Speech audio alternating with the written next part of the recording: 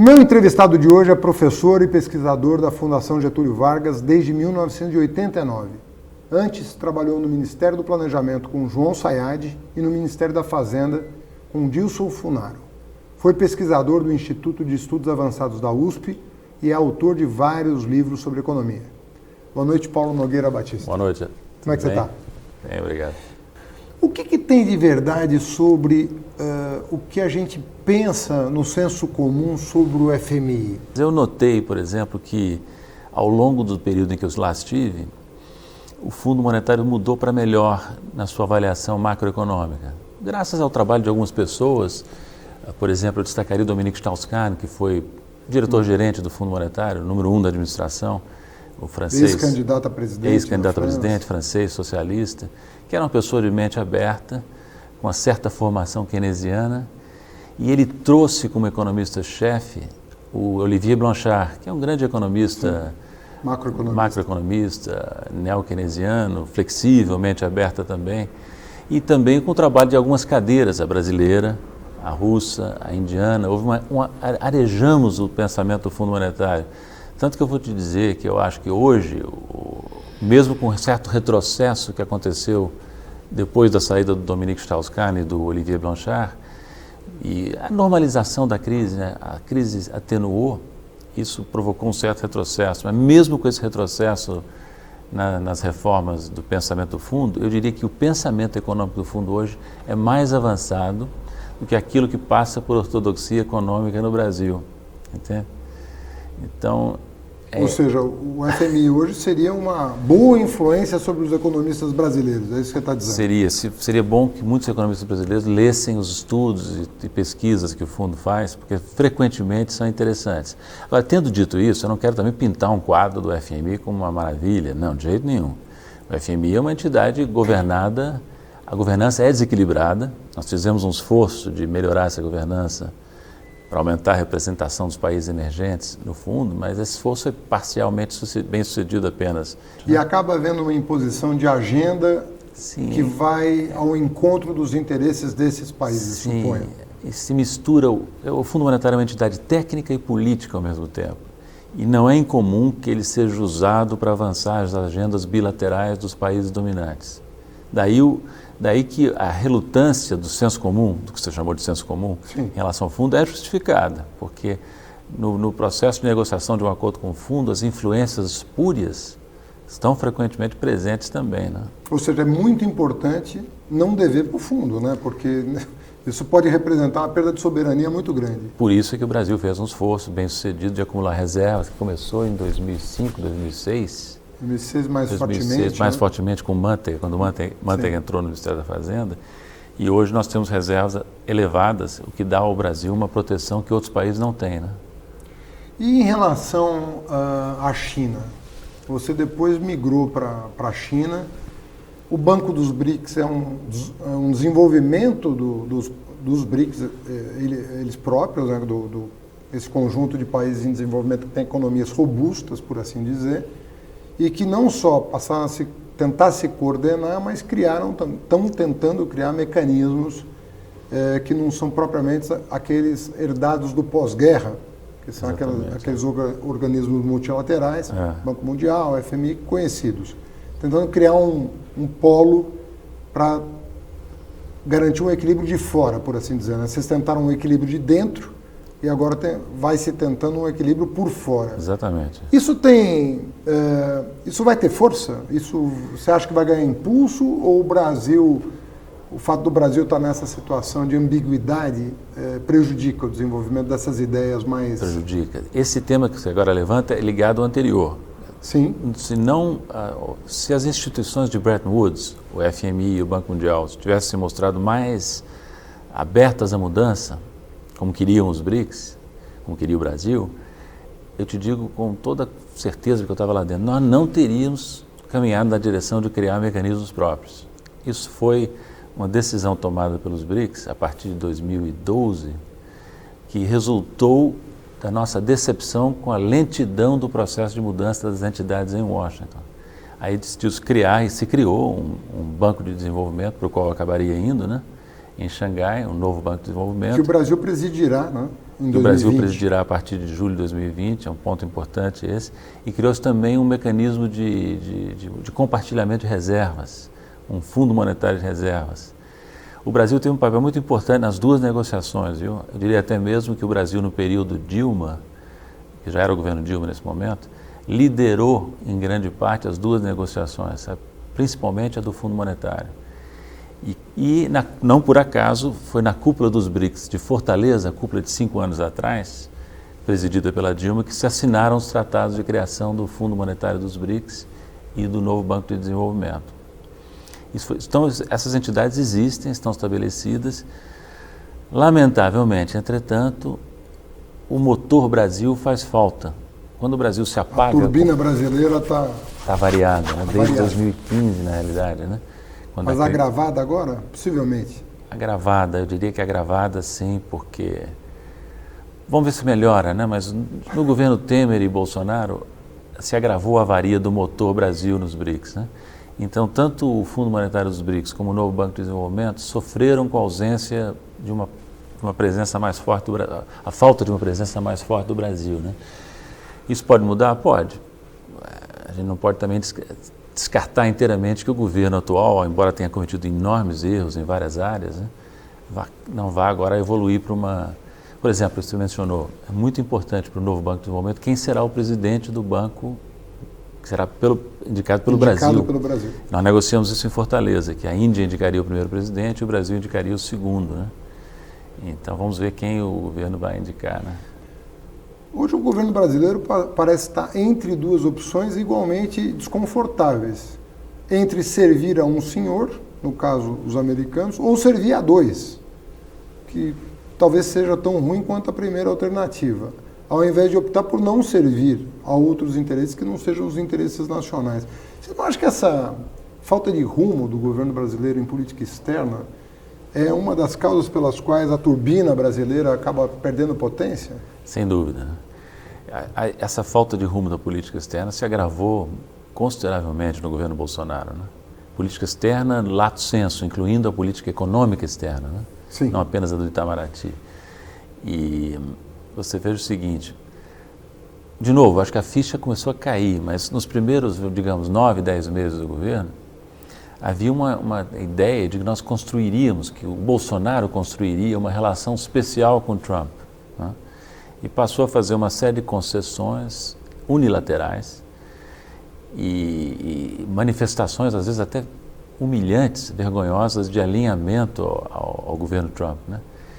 E o que aconteceu, no meu entender, a minha leitura, é que, com o passar do tempo, foi ficando claríssimo que essas concessões unilaterais, essas manifestações de amor e de adesão, não estavam tendo nenhuma contrapartida.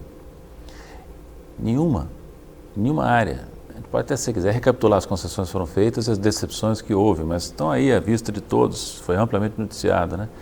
Você pode dizer, está caindo a ficha? Está, porque o governo Bolsonaro abandonou aquela hostilidade gratuita que vinha manifestando na campanha e mesmo no governo em relação à China, né? E caminhou na direção de uma aproximação, de uma normalização da relação com a China. O primeiro vice-presidente foi lá, o Mourão, depois o próprio presidente visitou a China e agora na cúpula dos BRICS houve uma nova aproximação. Antes disso ele fez uma provocação barata, indo a Taiwan, demonstrando simpatia por Taiwan, uma coisa que gerou já um desconforto pelo amadorismo, não é pela causa, né? Porque isso foi em 2018, quando ele era pré-candidato, já com grandes intenções de voto, e ele foi lá visitar Taiwan. Olha, eu sempre digo quando me perguntam sobre isso, você pode visitar Taiwan. Claro. Mas você precisa saber por que você está fazendo isso, né? Não como uma bravata, né? Porque isso é visto como gravíssimo, né, pelos chineses, né? O Trump, que é o Trump, aceitou um telefonema da primeira-ministra de Taiwan, e foi um rebuliço, um problema nas relações Estados Unidos e China. Então, foi uma decisão muito amadorística, no meu entender, essa de visitar Taiwan sem saber porquê, sem avaliar as consequências. Mas de lá para cá, o governo vai aprendendo, né? Vai aprendendo, vai caindo a ficha, né? E eu diria a você o seguinte... Aprende de um lado e desaprende de outro, né? Como a gente tem visto, né? Mas enfim, vamos falar desse... Pelo menos nesse aspecto, assim, acho que ficou claro, espero que tenha ficado claro que... Olha, precisava de 11 meses? Não precisava, 10 meses, porque quem conhece, eu morei 8 anos nos Estados Unidos, eu digo isso até no meu livro. O que eu notei, entre outras coisas? Os americanos tratam com indiferença e até desprezo os seus satélites. Eu vi isso no Fundo Monetário, eu vi isso no G20, né? Não quero citar nome de país para não ofender ninguém, mas o Brasil nessa época não era isso, né? E eu observava a relação americana com seus satélites, inclusive alguns países desenvolvidos que se comportam como satélites americanos, entende?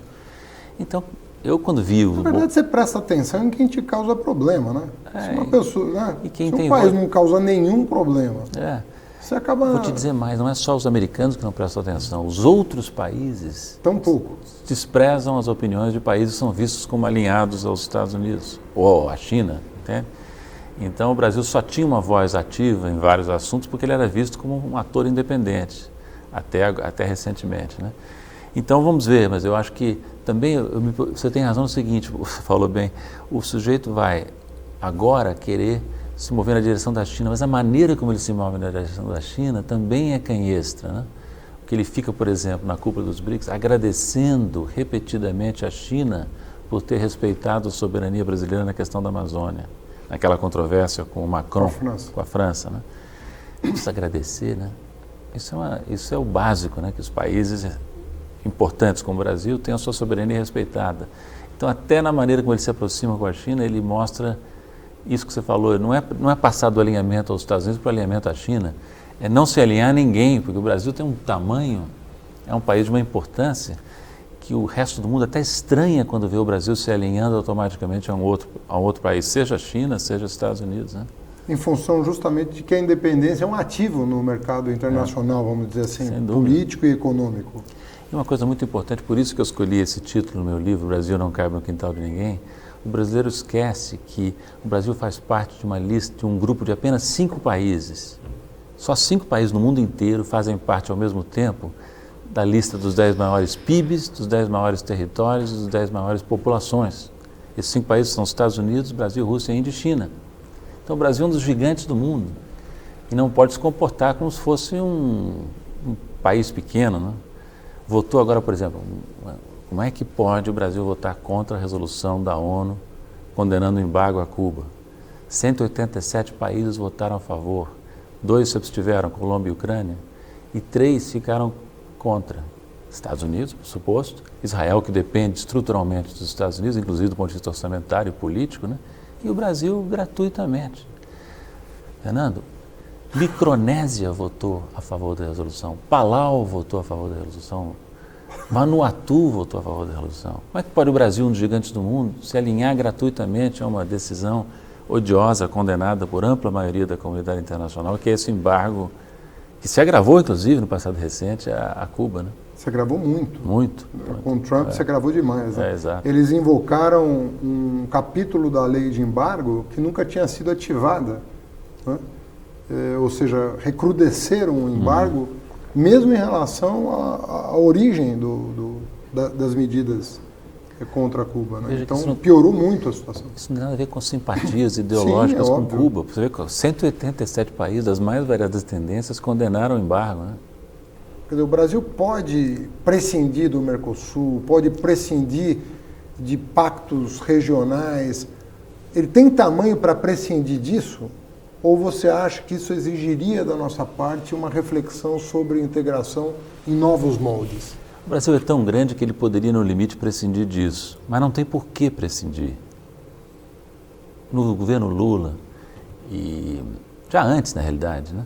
Mas continuou no governo Lula, se aprofundou e continuou no governo Dilma, houve todo um esforço de criar um ambiente de união na América do Sul, principalmente, mas também na América Latina, de um modo geral, né? E esse esforço foi importante. Não é fácil, viu, Fernando? Porque eu costumava dizer, na época que o Lula era presidente, a boca pequena, né? Que se o Lula era o líder da América Latina, ele era um líder sem muitos liderados, porque ninguém seguia o modelo Lula de política internacional. É verdade. Que era um modelo centrista, reformista. Você tinha 2 grupos de países na América Latina, os satélites dos Estados Unidos. Que estão alinhados automaticamente, né? E os bolivarianos, que eram desalinhados automaticamente. Uma retórica contraproducente, os bolivarianos e os kirchneristas, né? O Brasil é grande, sim, pode prescindir de alianças regionais quando necessário, mas ele maximizará a sua capacidade de defender os interesses nacionais e de atuar por um mundo melhor se estiver atuando em aliança. E nós sabemos fazer isso. Nós temos um dos melhores serviços diplomáticos do mundo, que é o Itamaraty. Temos uma tradição, né? Então o Brasil tem que ter um foco na aliança na América do Sul e na América Latina. Tem muito espaço para atuar na América Central e Caribe também. Tem espaço? Tem, eu notei isso no Fundo Monetário. Coisa que não é muito da nossa tradição, né? Não é, mas tem. O Brasil tem uma irradiação enorme. O México agora evoluiu para um governo de centro-esquerda, né? E você acha que o México, nós devíamos ter radar ligado para o México também? Olha, o México Porque o México é... Minha experiência... grau de dependência enorme, né, da economia mexicana. Minha experiência com os mexicanos não foi das melhores no período em que eu lá estive, mas aconteceram depois que eu de lá saí, duas coisas importantíssimas que alteram, eu acho, talvez o teu posicionamento do México. A eleição do Trump nos Estados Unidos com atitudes truculentas. Até construir muro estão construindo. Que mostram o perigo que era a opção mexicana pelo alinhamento automático histórico, né, de longo prazo, e a eleição do López Obrador. Então acho que há um espaço ali. Mas também a África. A África olha para o Brasil assim, com grande interesse, né? E BRICS. Então eu diria a você que o Brasil tem que atuar simultaneamente em várias frentes. E tem que ter uma boa relação com a Europa, com os Estados Unidos e tudo. Mas, ou seja, olhar para os iguais, tanto na África quanto no Oriente Médio, eventualmente na América Latina, está longe de ser terceiro-mundismo, né? Isso é próprio de complexo de vira-lata, né? Quer dizer, não é terceiro-mundismo. O Brasil tem que ter uma atuação global, condizente com o seu tamanho e com o que se espera do Brasil, entende? O que está acontecendo hoje, no meu entender, está provocando perplexidade no resto do mundo. Que não é esse o Brasil que as pessoas acostumaram a conhecer nas últimas décadas, entende? O Brasil é um país que irradiava conciliação, simpatia, diálogo, paz, né? Não era um país com uma política externa fortemente ideológica, contrariamente ao que se diz atualmente. Era uma política externa predominantemente pragmática, né? A partir de princípios e valores mais pragmáticos. Pragmática. Por exemplo, o Brasil era era amigo de Israel e dos árabes também. Nunca tomou partido nesse conflito. Nós temos populações... E nunca se omitiu tão pouco, né? Nunca se omitiu quando teve que atuar, condenar. Mas com equilíbrio, quando né? tinha que condenar os abusos, por exemplo, contra os palestinos, fazia isso, mas sem se declarar hostil a Israel, né? Assim como não tem sentido nenhum você imitar o Trump e querer transferir a embaixada para Jerusalém, criando um transtorno totalmente de novo, 2 ou 3 países do mundo seguindo essa os Estados Unidos, se não me engano, Nicarágua e o Brasil. Mas aí o Brasil voltou atrás, felizmente. O Bolsonaro voltou atrás. Volta a falar, vez ou outra, sobre o assunto. Agora virou um escritório de representação em Jerusalém, mas por enquanto abandonou aquela ideia estapafúrdia de acompanhar os americanos na transferência da embaixada para Jerusalém, né? Quão verdadeira é a agenda ambiental e de direitos humanos no cenário internacional? O quanto ela pesa de fato, o quanto ela é usada para torpedear adversários conjunturais ou... Boa pergunta. Uma pergunta não é fácil de responder porque existe uma mistura aí. Eu uso até no livro a expressão protecionismo politicamente correto, né? Protecionismo politicamente correto. Boa expressão. Que é o que você está dizendo na realidade. Isso, até que ponto é um pretexto apenas, né? Eu acho que é uma agenda que a gente não pode, assim, adotar uma atitude, não pode confrontar essa agenda ambientalista de direitos humanos de maneira tosca, como tem feito o atual governo. Óbvio, né? Porque nós temos que respeitar o fato que existe uma preocupação real em muitos setores da sociedade de outros países com o meio ambiente, com os direitos humanos, com as consequências internacionais do que se faz na área ambiental, os spillovers, né, para outros países, nós temos que respeitar.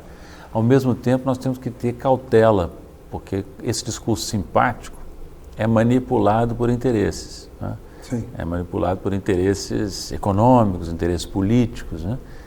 Então, nós temos que ter, em relação à esfera multilateral, uma atitude aberta, cooperativa, mas com ceticismo, examinando a cada passo, sabe? Por isso que me preocupa, por exemplo, quando eu vejo o discurso do Bolsonaro na ONU, recente, né? Ele disse algumas verdades, algumas verdades até importantes. A Amazônia não é patrimônio da humanidade. Claro. A Amazônia não é o pulmão do mundo. Mas essas verdades, esses pontos importantes, estão misturados com coisas tão toscas, tão primitivas, que a minha preocupação é que isso contamine certas ideias centrais que ele botou lá, que são válidas e que nós temos que defender, né? Sim, a Amazônia não é patrimônio da humanidade, é patrimônio dos países da bacia amazônica, notadamente o Brasil, que é dono da maior parte, né? Agora, isso significa dizer que, embora isso sirva de pretexto para o politicamente correto, né, que é, em parte, é uma manipulação, mas as declarações do governo brasileiro sobre meio ambiente, sobre direitos humanos, por exemplo, nós tivemos 3 autoridades, entre aspas, do governo, né, o filho do presidente, o general faz tudo do presidente, o Heleno, e agora o Guedes falando de AI-5. Acho que a maioria dos brasileiros nem sabe o que é AI-5, porque é uma coisa do, né, estamos falando de uma coisa de 1968, né? Mas falar disso, provavelmente isso tem uma repercussão também internacional, né? Não é só local. Não, sem dúvida. De novo, que o Brasil é um país muito importante, né? Então, quando o presidente da República, ministros importantes dizem coisas toscas, caricatas até, isso repercute. Repercute na mídia internacional, repercute nos investidores, né? E passa a imagem de um país, não quero usar uma palavra exagerada, talvez um país que começa a se comportar de maneira desgovernada, né? Agride noções que são noções da civilização no século XXI, a preocupação com direitos humanos, com democracia, com meio ambiente, né? Então, esse retrocesso brasileiro nessas áreas, eu não quero também ser muito negativo, mas parece que nenhum setor do governo se salva, né? Que é uma operação da mídia, do establishment brasileiro, para fazer um cordão sanitário em torno do Paulo Guedes, né? Para dizer que ele tentou-se também isso em relação ao Moro, mas nem o Paulo Guedes nem o Moro ajudam a manter esse cordão sanitário. E frequentemente mostram a sua afinidade profunda com o resto do governo. Não é por acaso que Moro está no governo, não é por acaso que Guedes está no governo. Não são adereços ali, né? Não, são a cada uma à sua maneira extremistas também, né? Extremistas na área do direito, extremistas na área da economia, né? E o extremismo na área da economia, o ultraliberalismo, fundamentalismo de mercado, historicamente se associa a movimentos governos ditatoriais. Sim. Nós sabemos disso, né? O ex-presidente Fernando Henrique disse uma frase depois de muito tempo, né, que sem grandes críticas ao governo Bolsonaro, quando o Guedes ameaçou, né, na esteira do Heleno e do filho do Bolsonaro com AI-5, dizendo daqui a pouco vão pedir AI-5 e não estranhem isso, ele disse, olha, o Fernando Henrique falou uma frase em contraponto dizendo o seguinte, olha, o ultraliberalismo, a expressão que ele usou, é que pode levar as pessoas para a rua.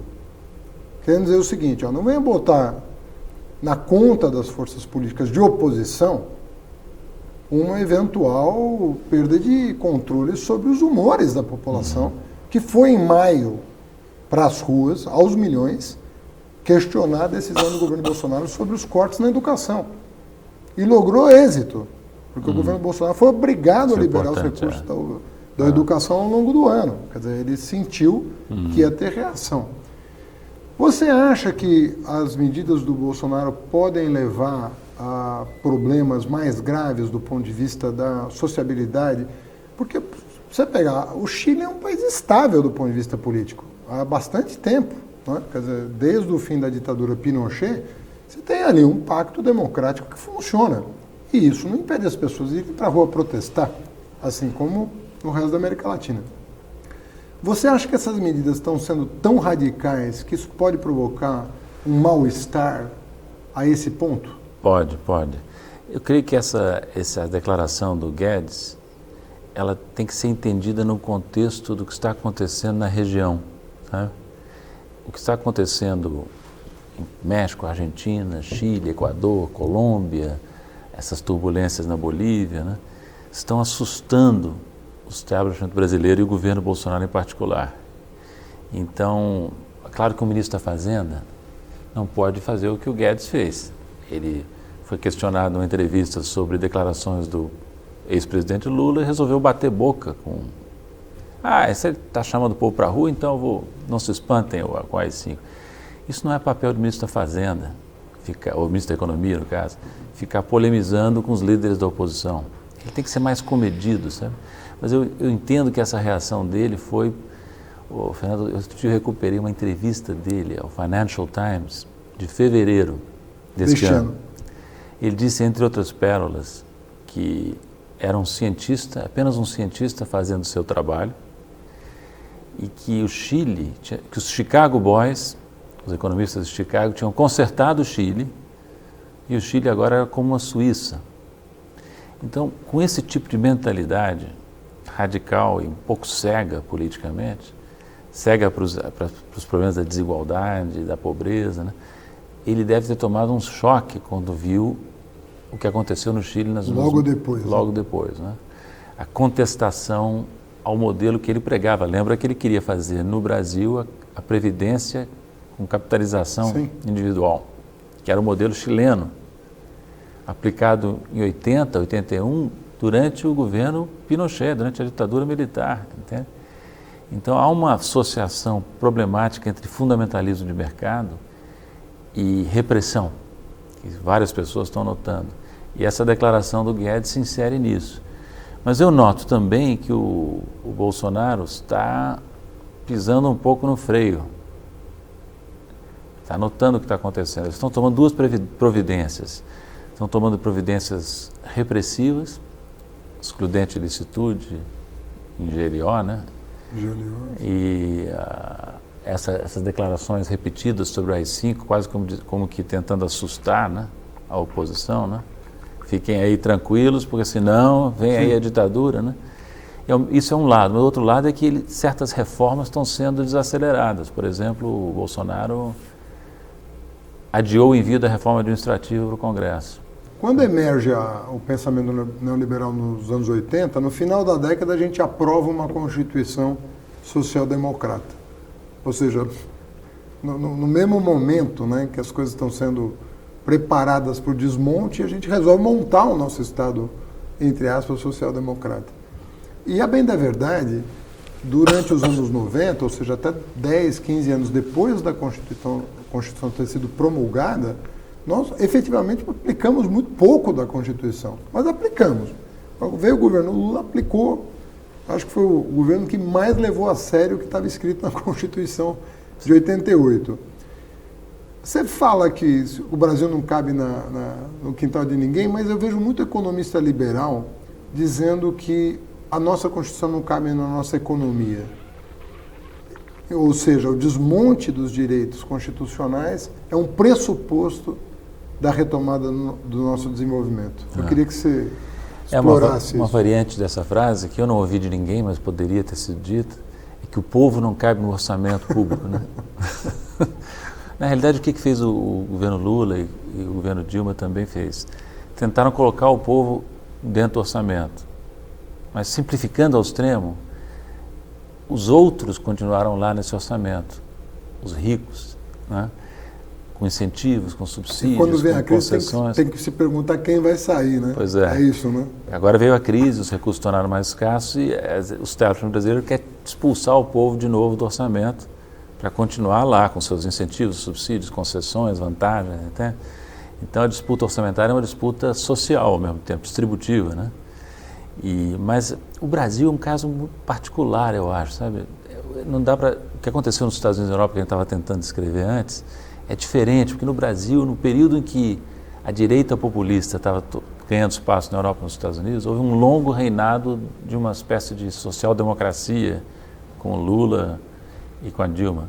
Embora o partido que ganha, que no Brasil carrega o nome social-democrata, seja o PSDB, na realidade a social-democracia está muito mais associada ao PT, no meu entender, na realidade. Claramente, né?